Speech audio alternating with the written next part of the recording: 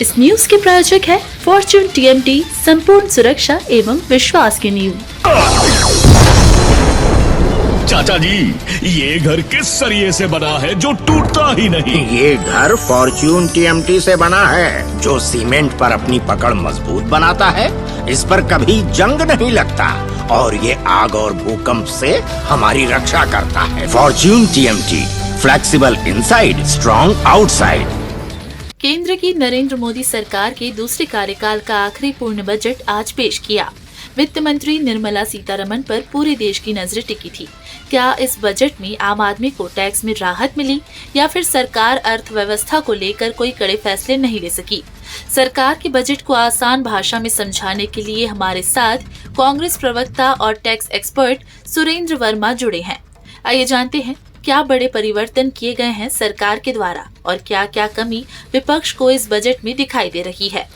जिस तरह से हम सुबह से बोल रहे हैं कि आम जनता पर इस टैक्स का सीधा असर होता है, हमारे साथ टैक्स एक्सपर्ट सुरेंद्र वर्मा जी मौजूद हैं। हम इनसे जानेंगे कि किस तरीके से जो इस वित्तीय वर्ष का बजट आया है 2023 का, उसमें कितने बदलाव किए गए हैं और आम जनता को सरल भाषा में टैक्सेशन हम और बजट को एक्सप्लेन कर रहे हैं आपको। देखिए, जो करदाता है वो लॉन्ग टर्म में प्लानिंग करता है। अगर टैक्स बचत के लिए कोई इन्वेस्ट करता है तो वो लॉन्ग टर्म का होता है। कोई LIC की पॉलिसी 1 साल के लिए तो लेता नहीं है, 15-20 साल उसके पीरियड होते हैं, उसकी अवधि होती है। जो हाउस लोन लिया जाता है वो भी 20 से 25 साल तक के लिए लॉन्ग टर्म में। और जो छूट का प्रावधान है इस बजट में भी पहले के 8 बजट की तरह मोदी सरकार के आखिरी पूर्णकालिक बजट में भी करदाताओं को नए टैक्स रिजिम और पुराने टैक्स रिजिम के नाम पर भ्रम फैलाकर ठगा गया है। इसमें किसी भी प्रकार का कोई लाभ पुराने टैक्स रिजिम में नहीं दिया गया है। जब भारतीय जनता पार्टी UPA के समय विपक्ष में हुआ करती थी तो ये हमेशा मांग करती थी कि जो टैक्स छूट का जो दायरा है, बेसिक एग्जम्पशन लिमिट है, वो बढ़ा के 5 लाख किया जाना चाहिए। लेकिन ओल्ड रिजिम में आज भी वो दायरा 2.5 लाख का 2.5 लाख ही है। 90 बजट में भी ओल्ड रिजिम में 1 रुपए की भी छूट नहीं बढ़ाई गई है। जहां तक बात न्यू रिजिम की है तो न्यू रिजिम में जो 2020 में 6 अलग अलग स्लैब थे उसको घटाकर 5 कर दिया गया है। और जो ये कहा जा रहा है 7 लाख की छूट, तो 7 लाख तक की आय का छूट केवल नए रिजिम वालों के लिए है। और उनके लिए भी यदि 7 लाख से 1 रुपए भी आमदनी बढ़ती है तो वो छूट पूरा खत्म हो जाएगा। उनको 3 लाख से ऊपर के सभी तरह के आय में उनको कर देना पड़ेगा। जी, जैसे कि जो छोटे व्यापारी और मीडियम वर्ग है वो कौन सा यूज़ करते हैं, जो ओल्ड रिजिम है कि न्यू रिजिम है? अभी क्या इसमें शिफ्ट होंगे जो व्यापारी हैं? 2020 में पहली बार न्यू टैक्स रिजिम का ऑप्शन आया। अभी तक जो परिणाम है उसमें लगभग 90% व्यापारी और करदाता जो है वो ओल्ड टैक्स रिजिम को ही ऑप्ट किए थे। नए टैक्स रिजिम में मुश्किल से 10% लोग ही गए थे। तो ज्यादा राहत यदि सरकार को देने की मंशा होती तो पुराने टैक्स रिजिम वालों को छूट बढ़ाया जाता, लेकिन ऐसा नहीं किया गया है। नए टैक्स रिजिम के नाम पर केवल ठगा जा रहा है, इससे किसी को कोई लाभ नहीं है। आपके हिसाब से कौन सी ऐसी बेनिफिट्स देनी चाहिए थी गवर्नमेंट को जिससे जो स्मॉल स्केल इंडस्ट्री है उसको बूस्ट मिले और जो इन्फ्लेशन अभी देख रहे हैं हम जो चरम पर है वो कंट्रोल हो सकता था?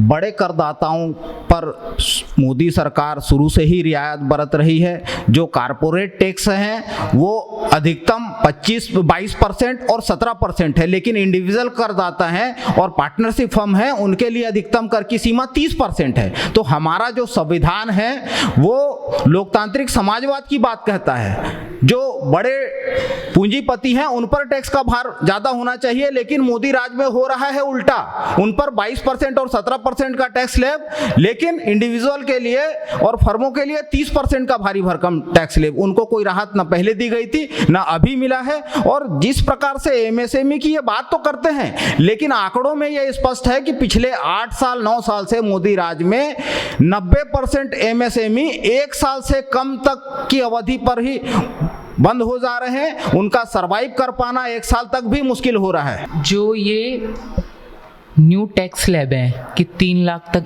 आपको कितना टैक्स देना पड़ेगा, उसके बारे में जानकारी दीजिए कि क्या परिवर्तन आए हैं अभी न्यू टैक्स स्लैब में और पुराने से नया कितना बेहतर है। पहली बात तो जो पुराना टैक्स रिजीम था उसमें कोई परिवर्तन नहीं हुआ है, वो यथावत है। जो न्यू टैक्स रिजीम का ऑप्शन था जिसमें 6 स्लैब थे, 2.5 लाख से 5 लाख तक 5% लगता था, 5 लाख से 7.5 लाख तक 10%, 7.5 लाख से 10 लाख तक 15%, 10 लाख से 12.5 लाख तक 20%, 12.5 लाख से 15 लाख तक 25% और 15 लाख से ऊपर में 30% टैक्स का दायरा था, स्लैब था। वो अब 6 से घटाकर 5 स्लैब कर दिए गए हैं। 3 लाख तक कोई टैक्स नहीं है, 3 लाख से 6 लाख तक 5% का स्लैब है, 6 लाख से 9 लाख तक 10% तक का स्लैब किया गया है, 9 से 12 लाख तक 15% का स्लैब है, 12 से 15 लाख तक 20% का दर है और 15 लाख से ऊपर पर 30% का स्लैब तय किया गया है। ये केवल नए टैक्स रिजीम के लिए है और पुराना टैक्स रिजीम वालों के लिए दरें यथावत है और एग्जम्पशन लिमिट भी वही पुरानी है।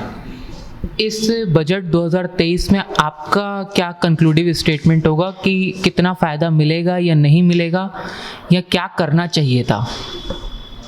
2023 का ये केंद्रीय बजट आम जनता के अपेक्षा और उनकी ज़रूरतों से कोसों दूर है, निराशाजनक है। न इसमें बेरोजगारी के लिए कोई रोड मैप है जिससे दूर किया जा सके।